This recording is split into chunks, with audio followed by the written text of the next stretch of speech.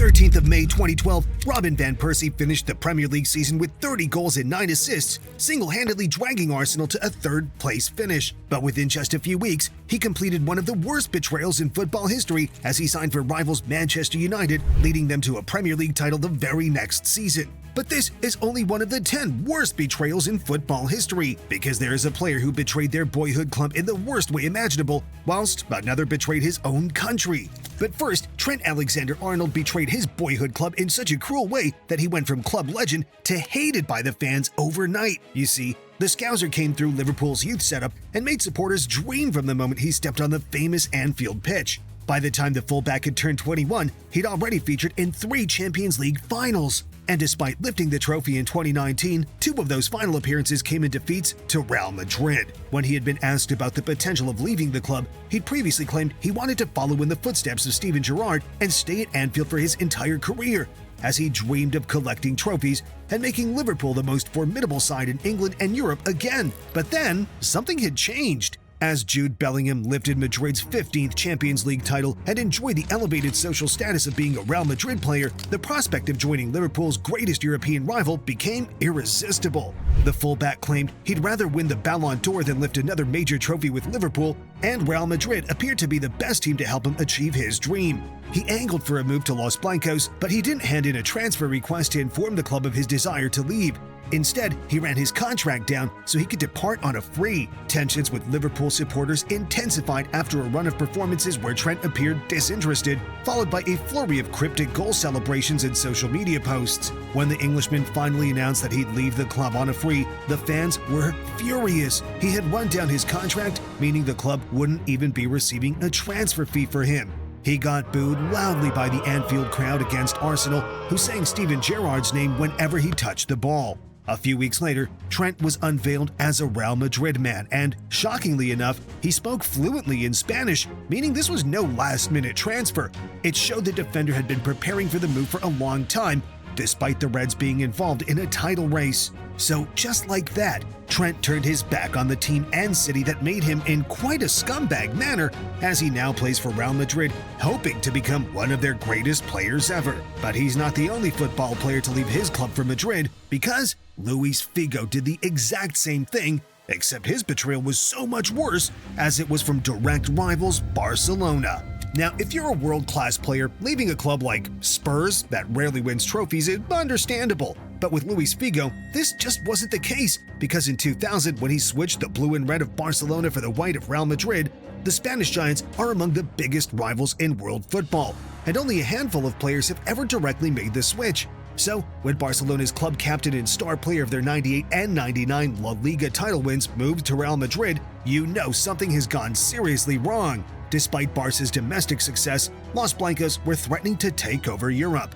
They lifted the Champions League at 98 and 2000, and new club president Florentino Perez unveiled an ambitious transfer strategy that would see Madrid sign one world-class player every single summer. Before Perez had even taken charge at the Bernabeu, he'd been making moves to secure Figo as his first Galactico signing, so in July of that year, Perez completed a world record £38 million deal to take Figo away from the Camp Nou. Barcelona fans were furious that a player who embodied their fan base, even chanting anti-Madrid songs, would sneak off to their greatest rivals, and the loss wasn't just damaging to Barca's title chances, but also to their public image. And the worst part of it all was that same year, Luis Figo was handed the Ballon d'Or as he was named the best player in the world of football. He won the award off the back of his performances for Barcelona, but he lifted it as a Real Madrid player, stinging the fans even more than it already did. Come 2002, things had only gotten worse between the Barca fans and Figo as things began to spiral out of control. When Figo returned to the Camp Nou in a Real Madrid kit, bottles, coins, and even a pig's head were thrown at the former Barca star whenever he went to take a corner in front of the fans. The fan who threw the pig's head said it was to describe Luis Figo as he was nothing more than a dirty pig.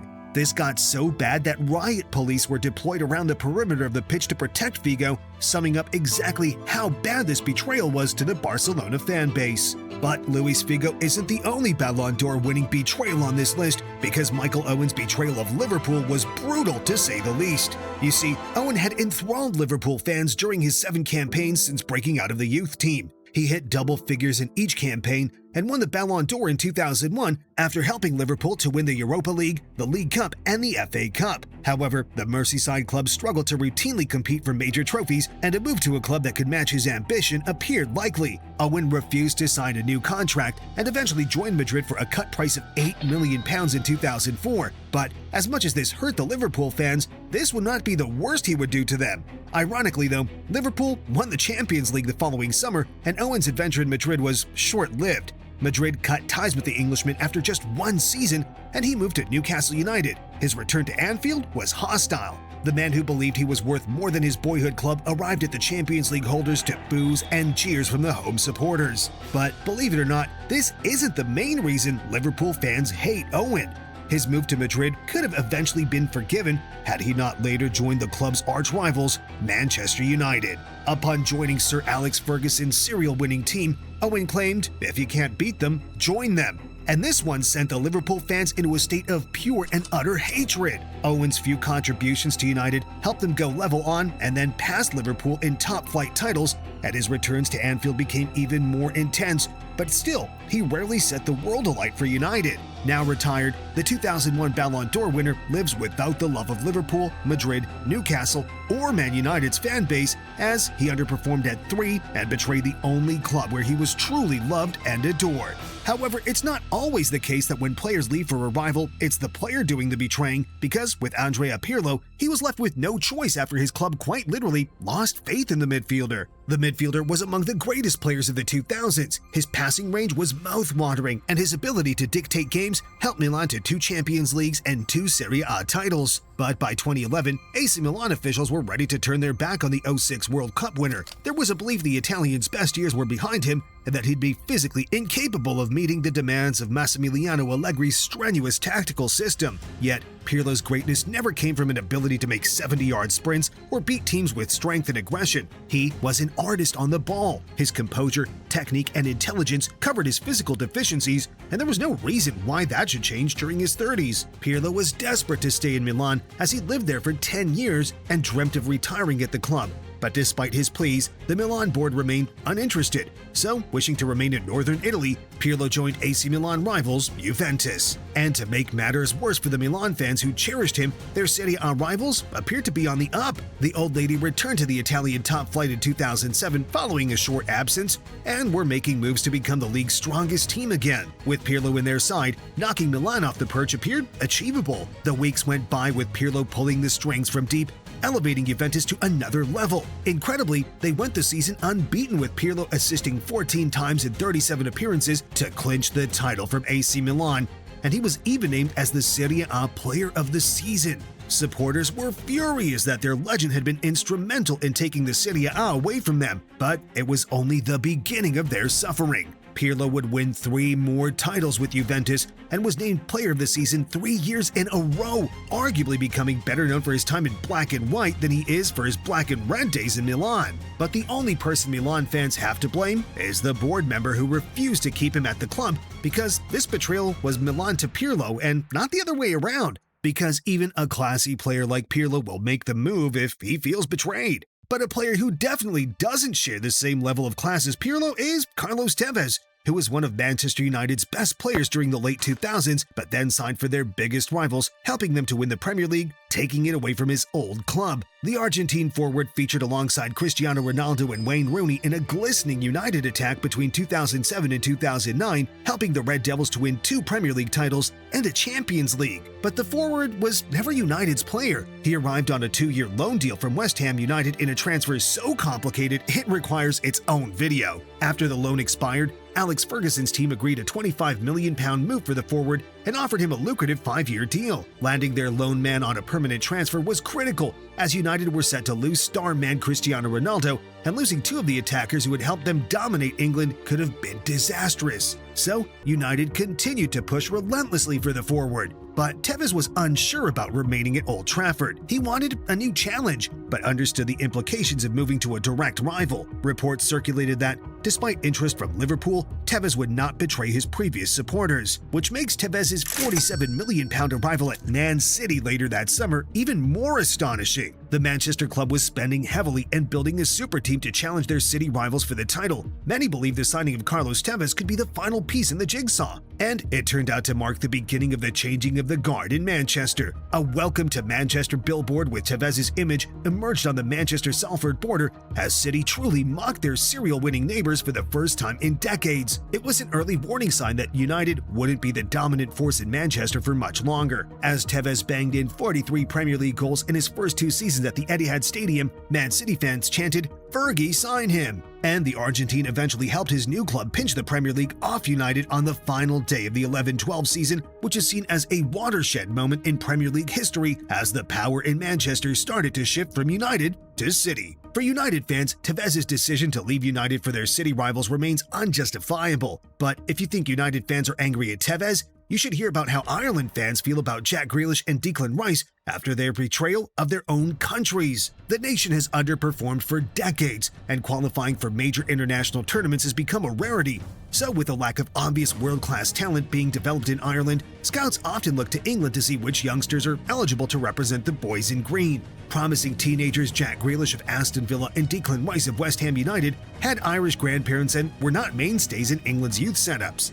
So, both flew to Dublin to play for their grandparents' nation at youth level. Grealish played 19 times for Ireland's U17, U18, and U21, but as the winger's status as one of England's most exciting young talents emerged after breaking into the Aston Villa first team, he seemingly became uninterested in the nation that helped his development through his teenage years. Grealish's betrayal is understood by many Irish supporters, but Rice's actions are unforgivable because the midfielder was not destined for stardom until his early 20s, and a call-up for England always appeared unlikely. So, Rice featured in senior friendlies for Ireland against the USA, France, and Turkey before Mick McCarthy omitted the midfielder from his squad. Speculation arose that he was considering switching his allegiance to England, an unthinkable international betrayal. Eventually, Rice followed Grealish and became a senior England international, starring in England's Euro 2020 charge to the final. Frustration in Ireland is centered around what the international team might have become had 2 elite Premier League players opted to remain loyal to their youth nation. Ireland has failed to qualify for a major tournament since the betrayal,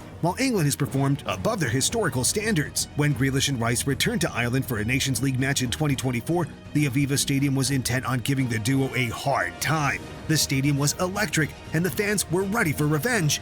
But disaster struck. Rice struck home a first goal that was met with loud boos across the stadium before setting up Grealish, who added a second to a similar reaction. Rice refused to celebrate, while Grealish relished the moment as the Irish fans went loony, to say the least. It's simply the what could have been that hurts the Irish fans so much, just like Arsenal fans feel the same about Ashley Cole, who betrayed them for Chelsea, leaving what was one of the greatest sides in the country for a pay rise with their rivals. When Ashley Cole starred for Arsenal, the Gunners were among the greatest sides in England and Europe, and the academy graduate left-back was integral to their success. Cole featured on 228 occasions for the North London outfit, flying up and down the left flank as Arsenal lifted 2 Premier Leagues and 3 FA Cups, as he had become widely known as the best left-back on the planet. So, with that said, Cole wanted his contributions recognized with the new and more lucrative contract, but Arsenal officials were acting tight. They offered the in-demand youngster £55,000 a week to extend his stay with the Gunners. After receiving this offer, Cole illegally made contact with Jose Mourinho's Chelsea without informing Arsenal. The fullback was desperate to move to a club that matched his ambition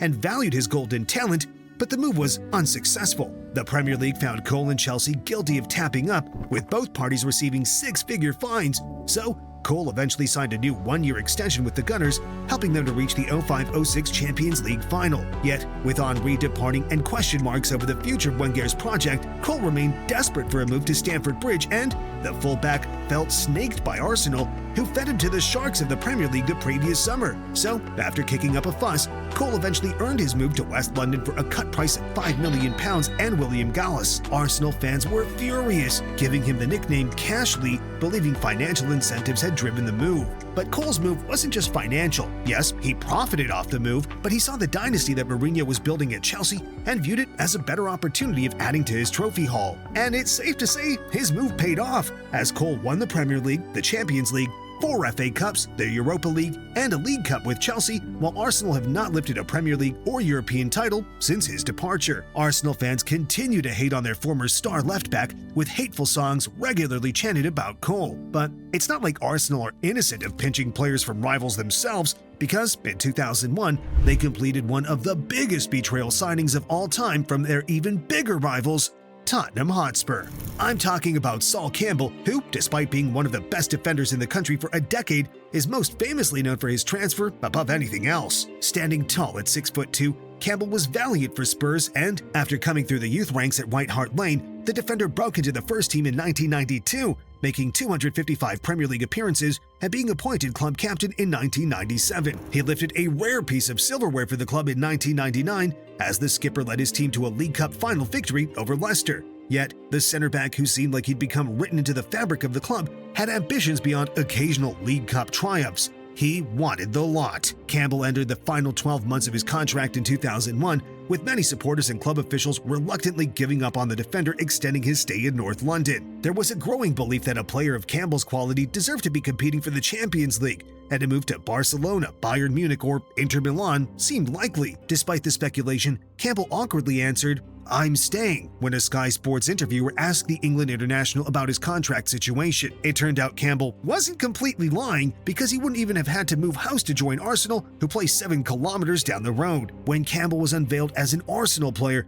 Tottenham supporters were understandably furious. Their star man and captain of the late 90s ran down his contract to join their arch enemies on a free transfer. Not only that, he told supporters on numerous occasions that he'd stay put. So, when the two clubs next met at White Hart Lane, Campbell was welcomed with a ferocious atmosphere. Bottles were thrown at Arsenal's coach, police escorted the players into the stadium, and Judas signs were held up around the stands. The defender was loudly booed and abused from the moment he went to warm up, a reaction that continued throughout the 90 minutes. But the eventual Invincibles title winner is unlikely to be too worried, as he won 3 Premier Leagues, 3 FA Cups, and reached a Champions League final with Arsenal. Spurs, meanwhile, barely sniffed a trophy for a quarter of a decade. But Arsenal's reign in England did eventually come to an end when arguably the last man who gave them hope of lifting major silverware, until now, did the unthinkable, as Robin van Persie betrayed them by signing for Premier League rivals Manchester United. The elegant Dutchman signed for the Gunners in 2004 and slowly evolved into one of the game's most devastating forwards. Manager Arsene Wenger transitioned Van Persie from a technically gifted wide man or attacking midfielder to a deadly striker who would hit a combined 58 goals across the 10-11 and 11-12 Premier League campaigns. Despite RVP's record in front of goal, speculation surrounding the Arsenal frontman's contract situation rumbled behind the scenes. The forward arrived in North London with Arsenal among the most exciting teams in Europe. They'd finished inside the Premier League's top 2 for 8 consecutive seasons and looked set to explode into a superpower once they moved into the Emirates in 2006. Yet, things didn't go to plan for the Gunners. Arsenal finished inside the top 2 just once during Van Persie's 8-year tenure and struggled in Europe after reaching the Champions League final in 2006. Still, Van Persie's form remained unrelenting. He was made club captain in 2011 and scored 30 Premier League goals during a season when Arsenal finished 19 points behind the league leaders. As the shining light during a difficult spell for the Gunners, Wenger and the board were desperate to tie Van Persie down to a longer deal. During contract negotiations, the forward asked for reassurance that plans were in place for Arsenal to compete for the title in the coming years. RVP was 29 years old at the time and had not been involved in a meaningful title battle since arriving in England. And to his disappointment, the club appeared to lack the ambition they displayed when he arrived, offering the Golden Boot winner a weak contract offer. Van Persie felt his contributions as club captain and Premier League top goal scorer were being overlooked and told the board that he wished to leave the club. It was devastating news for the Gunners, who lost their last hope of returning to the glory of the early 2000s. Man City, PSG, and Juventus all reportedly fought for the striker and might have been considered acceptable destinations by sections of the Arsenal fan base. But to their dismay, Van Persie agreed a shock £22.5 million move to Man United, the club Arsenal had battled with so valiantly for much of the previous decade. To Arsenal supporters, Van Persie had ditched the club that turned him into a superstar to pursue a selfish endeavor in Manchester. As the next season kicked off, Man United won 8 of their opening 10 matches of the season and sat top of the Premier League when they met Arsenal in November 2012. Van Persie opened the scoring as United cruised to victory, dropping Arsenal to 7th in the table. The striker celebrated exuberantly to the anger of Arsenal fans, but the damage was not over. He'd go on to score 26 Premier League goals that season, including a hat-trick that won the title, as the forward had finally achieved his dreams of winning the league. And to make matters even worse, a couple of weeks later, United arrived at the Emirates Stadium as Premier League champions, meaning the Arsenal players were forced to give the man the fans considered Judas a humiliating guard of honor.